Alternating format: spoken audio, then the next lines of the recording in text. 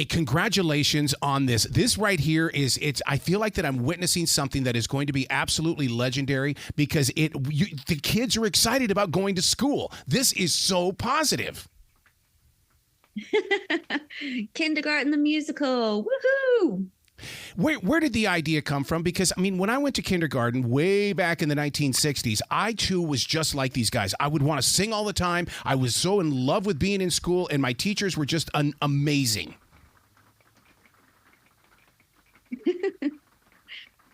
Well, I think that's exactly where it came from. We're songwriters first and foremost. And, we were in the rock and pop world for a long time. And the idea came from Charlton and one of our other writing partners, co-EP, Michelle Lewis. And then, when we brought the idea to Disney and they were like, we love it, let's make a show.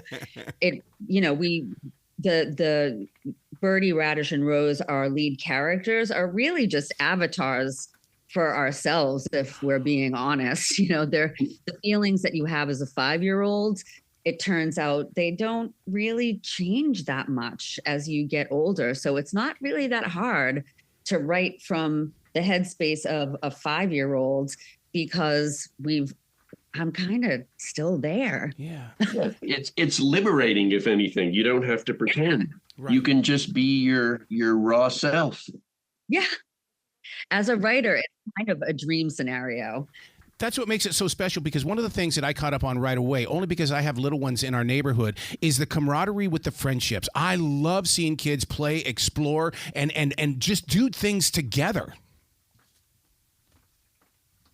Totally. I mean, that's life at that age, right? You're just beginning to have these friendships that you're learning to do and kind of learning to be a social creature. It's life. I'll tell you the character that I'm really pulled to. First of all, I do love Berti, but I love me some Radish. Radish, to me, I don't know if it's because I can relate with Radish, but what a character. Radish is awesome. He's our resident explorer. Yep. Nerd, he's a fanny pack wearing nerd, and he's so lovable and great. So how does it come about then? Do you write the music and then the storyline and then you take it to the animators? What is the process? Or do they come up with the animation and you build around that? No. It's story first, but the stories and songs kind of co-evolve. Like, we'll hash out the basic story beats for an episode and then figure out where the songs go, usually at the big emotional moments. And then the script and songs kind of happen concurrently, and then the whole thing gets storyboarded and then sent to animation. Yeah, I can so relate with that because my past 2 published books, I did a lot of music while writing the book. And if I feel like that you guys experienced the same exact thing in putting this story together. You're putting a story together. Oh, my God, this is a good reason to sing. Yeah. I mean, the sing question is always, where are people's emotions getting so big that dialogue doesn't capture it? And that's the moment we go into a song, or we go into those 2D fantasy sequences where, we get to actually show the kind of things that we imagine. Self-expression is so important in this storyline. And I mean, as a grandparent and even as a parent, it's like, yes, where was this when I was a kid so I could be just as expressive? That's a really good point, Arrow. I mean, the learning, when we're talking about kids learning, I think we kind of underplay how important it is to teach kids about, how to express your feelings, like math and reading. It's all very important. Yep. But your social emotional life and learning how to mature in that area and how to develop healthy communication habits and, how to manage your feelings. It's like, that's a huge part of learning at that age. And that's sort of where we come in, I think. Not that we didn't really mean to, but that's just how we, the stories that we ended up really feeling the need to tell. Yeah. When you talk about this being avatars of who you guys were as children at 5 years old, that's like stepping back into your past and reliving it. And it's like, that's one of those things that it's like, we should all do that. Go back and learn from what we did and be excited about being alive and then just explore. Wait, did we say they were us at 5? I thought they were us now. They are. See, I'm people always ask me how old I am. I'm 17. I'm never going to stop being 17. Oh, totally, Yeah. totally. I'm like 11. Yeah, I mean, you're giving us the benefit of the doubt.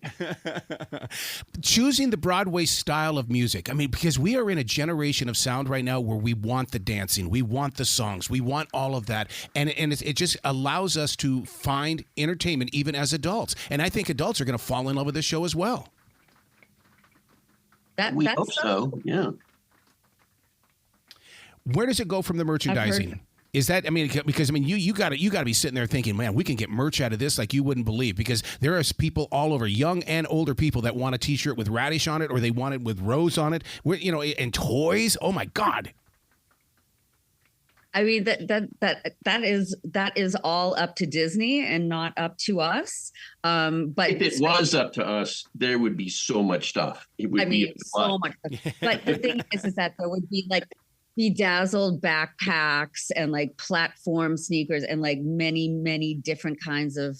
I don't know if I should be in charge of just leg warmers. Leg warmers. Leg warmers. So many leg warmers. I mean, we and I'm sure that is all coming because it's Disney. Yep. But, I think it's just the fact that you say that is just a testament to like the richness of the world, like this kindergarten classroom that the kids exist. I mean, the kids are all so incredibly, they just have so much personality, and each of them as individuals is so just pops off the screen. And they're just, and the classroom is just very warm and colorful, and Ms. Moreno is the best all of the best teachers that we've ever had rolled into one. And I do think that it's sort of ripe for like lots of merchandising and stuff, but again, that's not up to us. That is up to Disney Junior. Yeah, and Kindergarten, the musical on ice. I can see it now. We were just talking about that. That's the dream. That's when you know you've made it. You haven't made it till you're on ice. You're so true. Oh my gosh. Please come back to the show anytime in the future. The door is always going to be open for you guys. Thanks, Arrow. Thank you. Well, you be brilliant today, okay? Yes, and don't forget to watch Kindergarten the Musical on Disney Junior every day and stream it anytime on Disney Plus. See, that's another reason why I love my Disney Plus, because that's exactly what's going on. We do it all the time. Be brilliant. Awesome.